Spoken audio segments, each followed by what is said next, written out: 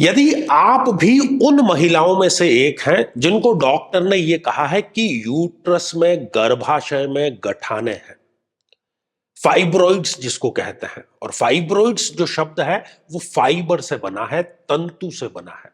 तो ये जो गठाने हैं इसके कारण न केवल गर्भ धारण करने में समस्या आती है, बल्कि कई बार गर्भ धारण करने के पश्चात उस गर्भ का पात हो जाता है, जिसको हम अनचाहा गर्भपात कहते हैं। तो मेरे बहुत ही प्रिय और बेहद सम्मानित साथियों, हृदय की असीम गहराइयों से अभिनंदन, बहुत बहुत हार्दिक स्वागत।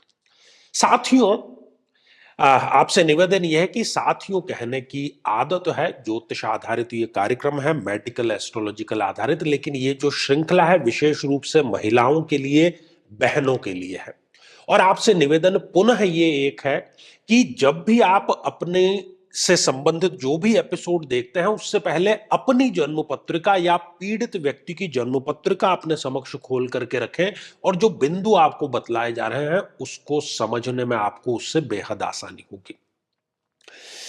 तो साथियों, मेष लग्न की जो जन्म पत्रिका है उसमें कब कब और क्यों इन महिलाओं को इस प्रकार की समस्या आती है, जब हम ज्योतिषीय विश्लेषण करते हैं तो हमें समझ में यह आ जाता है कि इसका जो कारक है वो गुरु है, बृहस्पति है।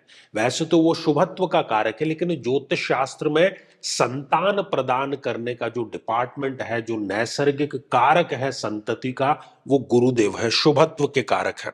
तो मेष लग्न की जन्म पत्रिका में गुरुदेव की स्थिति ये डिसाइड करेगी कि क्या इस प्रकार की समस्याएं आपके भी जीवन में आ सकती हैं। और आपको यदि अपने लग्न से संबंधित एपिसोड देखना है तो यहां आई बटन में हमने आपको उसका लिंक प्रोवाइड करा दिया है, जाकर के जरूर देखना और समझना आपको चाहिए। तो साथियों, गुरुदेव वैसे भी मेष लग्न की जन्म पत्रिका में एक अति योग कारक ग्रह होते हैं, लेकिन पुनः मैं आपको याद दिला दूं कि योग कारक या मारक होना उसकी प्लेसमेंट पर डिपेंड करता है। तो सबसे पहले हम बात करेंगे कि गुरुदेव यदि इस जन्म पत्रिका में इस छठे भाव में विराजमान हो जाएं तो ऐसी बहनों को यह समस्या अवश्य ही आ जाती है। और साथ ही उनका जो रोग का पक्ष है वो सदैव बना ही रहता है। मोटापे की समस्या भी, मांसपेशीगत समस्या भी उनको सदैव बनी ही रहती है। साथियों, दूसरी स्थिति, गुरुदेव यदि इस अष्टम भाव में विराजमान हो जाए तब भी वो बहनों को ये समस्या दे देता है, फाइब्रॉइड्स की।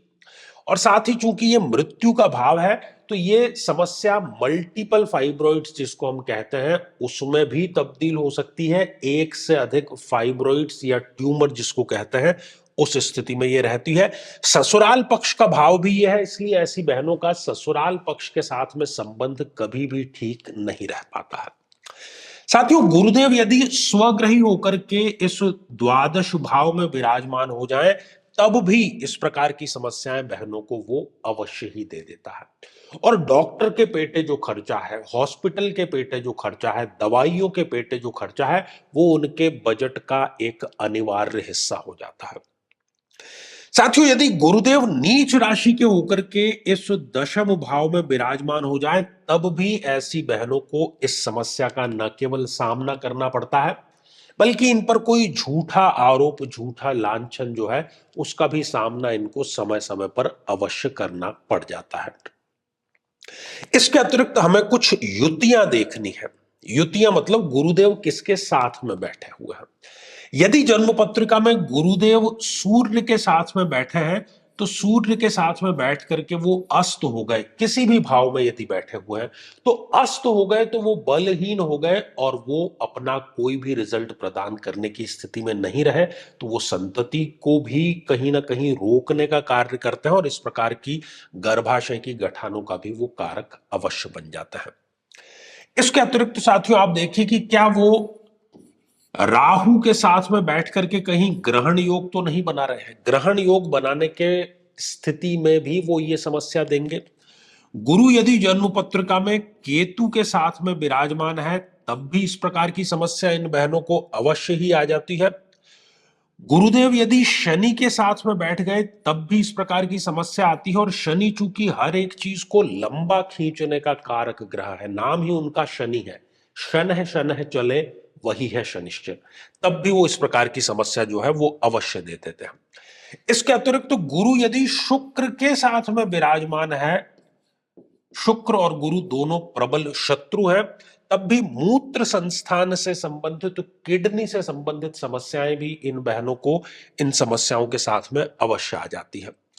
एक और बात यहां पर समझने की है कि राहु केतु और शनि के साथ में यदि गुरुदेव विराजमान है, तब वो ऐसी बहनों के जीवन में कोई एक व्यक्ति ऐसा नकारात्मक फीडिंग देने वाला अवश्य आ जाता है, चाहे वो स्त्री के रूप में हो, पुरुष के रूप में हो, कि वो जीवन भर इनको नेगेटिव एटमॉस्फेयर ही इनका क्रिएट करता रहता है।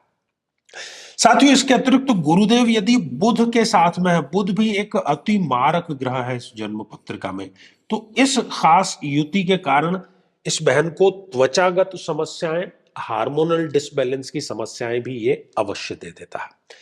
यदि गुरुदेव इस जन्म पत्रिका में 0 डिग्री के हैं या 28, 29 जैसी अंतिम डिग्रियों के हैं, तब भी वो बहनों को इस प्रकार की समस्या देते हैं, क्योंकि 0 डिग्री मतलब नवजात शिशु और 28, 29 डिग्री मतलब वयोवृद्ध व्यक्ति। तो एक वयोवृद्ध और एक नवजात दोनों ही शारीरिक रूप से कमजोर होते हैं और अपनी दिनचर्या के लिए वो किसी और पर निर्भर करते हैं, तो वैसे ही गुरुदेव की स्थिति भी हो जाती है।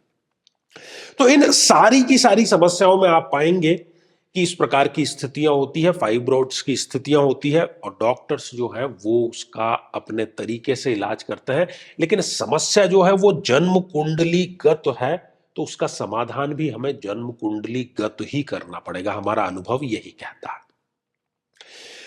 तो इसका जो सर्वाधिक और सटीक और अनुभव सिद्ध उपाय यह है कि सबसे पहले तो जो इस जातिका को महादशा चल रही है, उस महादशा मंत्र साधना की दीक्षा वो अवश्य प्राप्त करें, और साथ ही गुरुदेव के अभिमंत्रित जल का नियमित रूप से सेवन अवश्य करें।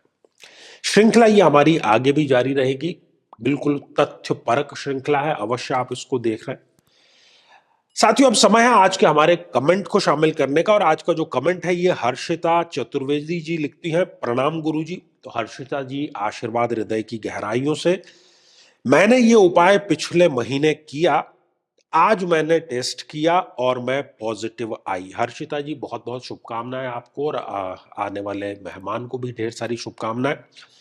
और ये कमेंट इसलिए शामिल किया गया है कि जिन किन्हीं भी बहनों को संतान संबंधी समस्या है, नहीं हो पा रही है, तो हजारों बहनों को इस उपाय से संतान की प्राप्ति हुई है, आप भी इसको अवश्य ही अपनाएं। साथियों, यदि आप भी चाहते हैं कि आपकी कुंडली का सूक्ष्म विश्लेषण हो, समस्या का समाधान हो, तो आगामी समय में मैं स्वयं इन शहरों में उपस्थित रहूंगा। आप समय लेकर के मिल सकते हैं, या फिर टेलीफोनिक या वीडियो कॉल के माध्यम से भी आप जुड़ सकते हैं। और यदि आप चाहते हैं कि आपके किसी एक प्रश्न का निःशुल्क समाधान, तो हमारे आचार्य चंद्रकांत चैनल पर प्रति शनिवार दोपहर 3 बजे हम लाइव कार्यक्रम लेकर के आते हैं, लेकिन उसमें शामिल होने के लिए आप हमारे इस वीडियो को हाइप करके और उसका जो स्क्रीनशॉट है वो दिए गए व्हाट्सएप नंबर पर जरूर भेजें। तो साथियों, इसी मंगल कामना के साथ में कि आप सभी स्वस्थ, समृद्ध और शांतिपूर्वक जीवन व्यतीत करें। नमस्कार। साथियों, कई वर्षों के जन्म पत्र का अध्ययन और लाखों कुंडलियों के अध्ययन के बाद हम ये कह सकते हैं कि यदि किसी की जन्म पत्रिका में मंगल पीड़ित है, तो उसको इस ग्रह की महादशा में इन 9 लक्षणों का, इन 9 कष्टों का, पीड़ाओं का अवश्य सामना करना पड़ता है। शत्रु बाधा, अपने ही भाइयों से पीड़ा, साहस की कमी, बार बार दुर्घटनाएं होना, व्यक्ति का अत्यधिक क्रोधित होना, रक्त अर्थात ब्लड में किसी न किसी प्रकार का विकार होना, किसी बीमारी में ऑपरेशन तक की नौबत आ जाना, या किसी बीमारी का बढ़ करके कैंसर का रूप धारण कर लेना, और बड़ी चीज कि शादी योग्य उम्र होते हुए भी व्यक्ति का विवाह ठीक समय पर संपन्न नहीं हो पाता। लेकिन साथियों, यदि आप भी इन सभी कष्टों से स्थायी और सटीक मुक्ति प्राप्त करना चाहते हैं, तो उसका तरीका है इस ग्रह की महादशा मंत्र साधना दीक्षा, जो विशेष रूप से आपके नाम, आपकी जन्म तिथि के अकॉर्डिंग की जाएगी, और गुरु दीक्षा के माध्यम से अभिमंत्रित माला भी आपको प्रदान की जाएगी, ताकि न केवल ये सारे कष्ट दूर हों, बल्कि ये पूरी की पूरी महादशा आपके लिए शांतिदायक और सुख समृद्धिदायक साबित हो।